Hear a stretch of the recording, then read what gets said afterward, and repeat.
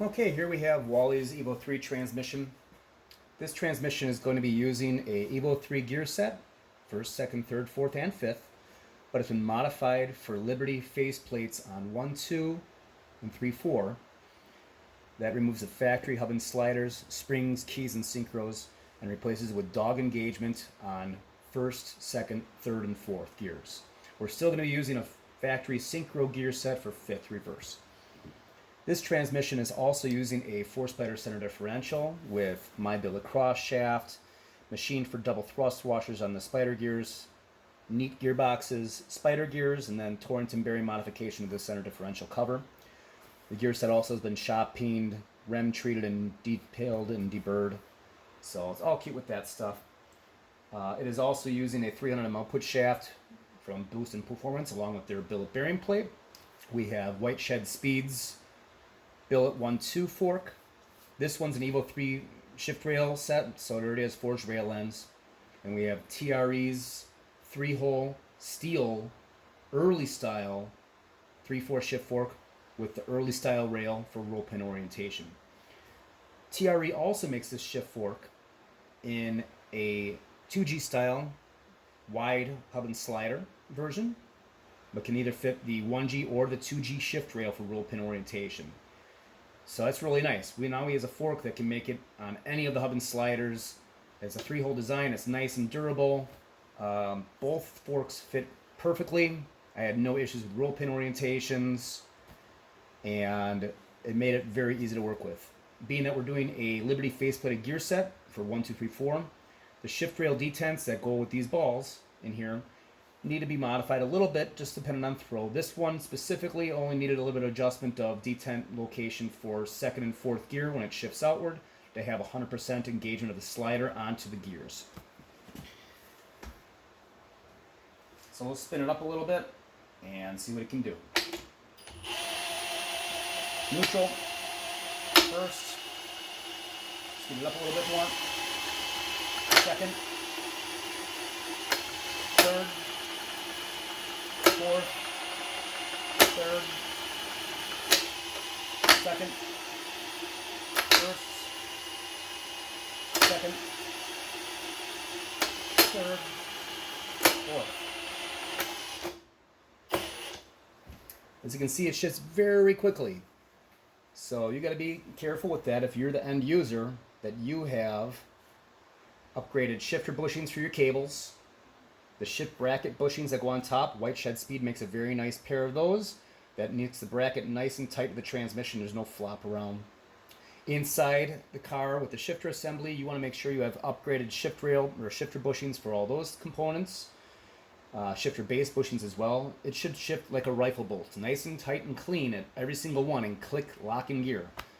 So you want to make sure that's like that. Otherwise, the end user can accidentally do a 1-2-1 shift or a 2-3-2 shift.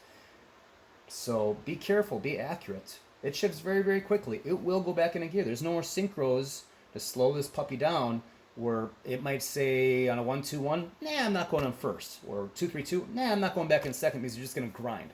This thing goes. So accuracy is key. We usually see that as an issue with people with dog boxes. If they're not doing it properly with their shifters, that they can bang and go 1-2-1 or 2-3-2, and it's going to go back in at 11,000 RPM. It doesn't care. The transmission won't like it. Your motor definitely won't like it. So be smart.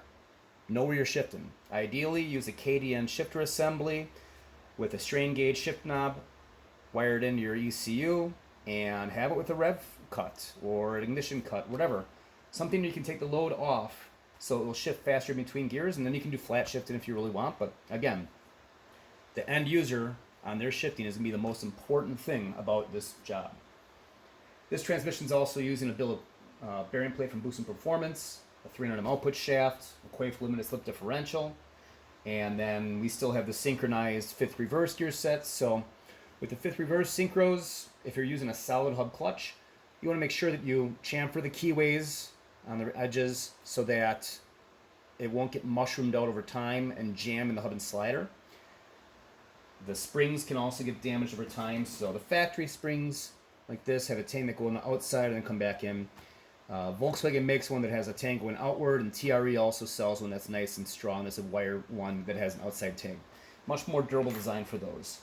So wear and tear wise, yeah, the synchros can get beat up over time, but that's just part of life with the dog box. If you're having a sprung clutch assembly on here the whole time and you drive it normal and you just want fast shifting, it'll be totally fine. Other than that, it all comes down to the end user and having fun, but be smart. Have your tune set up. Have your shifter assembly set up well.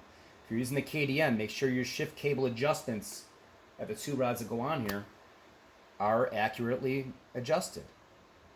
As you see, this will shift back into gear at any RPM. If you want to see, let's do it. Okay, first, second. You want to go back into first? Okay. Second, first. It doesn't like it. Your motor definitely won't. As you can see, it goes in, no questions asked. It's not going to be forced in, but you also don't have to force it into gear. It's not needing any extra movement. The limiters in here are already set up, so it's going to be like normally shifting a car. Just shift it into gear. It doesn't have to be pounded in. You don't have to punch your stereo or anything like that. Drive it comfortably, be smooth with your shifts, be accurate with your shifts. And this will do everything you want it to do much quicker than a regular synchro gear set. The Liberty 3.4 hub and slider is also much more durable than the factory stuff. And the gear set, though, still has its limitations. It is a factory gear set. It's not going to handle 1,000 horsepower for a long period of time. You might want to be in a PPG dog box if that's going to be the circumstance. Or, down the road here, Neat Gearbox is making the Sport Sync 1 through 4 gear set. They'll also be making a Evo 3 5th gear set too, which I've seen. It's very nice. And that product will be coming out. There's going to be a synchronized 1, 2, 3, 4 gear set they're making out of better material gears that are stronger, better hub and sliders. Really, overall, a very nice piece. And it also will have its own billet bearing plate and bearings and needle bearings and shift forks and rails. They're really making a very nice comprehensive set that's going to be down the road here for production and for sale. So keep an eye out for that on Neat Gearbox's website. That's neatgearbox.com.au. Otherwise, TRE, that's www.teamrip.com. Team Rip, John Ripple. The 1-2 fork is from White Shed Speed. That's whiteshedspeed.com. Boostin Performance, go to shop.boostinperformance.com and you can buy their billet bearing plate and their 300 output shaft. And then, yeah, this one is a Quafer differential also, so I got those. I have the Speedo gears here for them, and that's it. Okay, guys, happy shifting.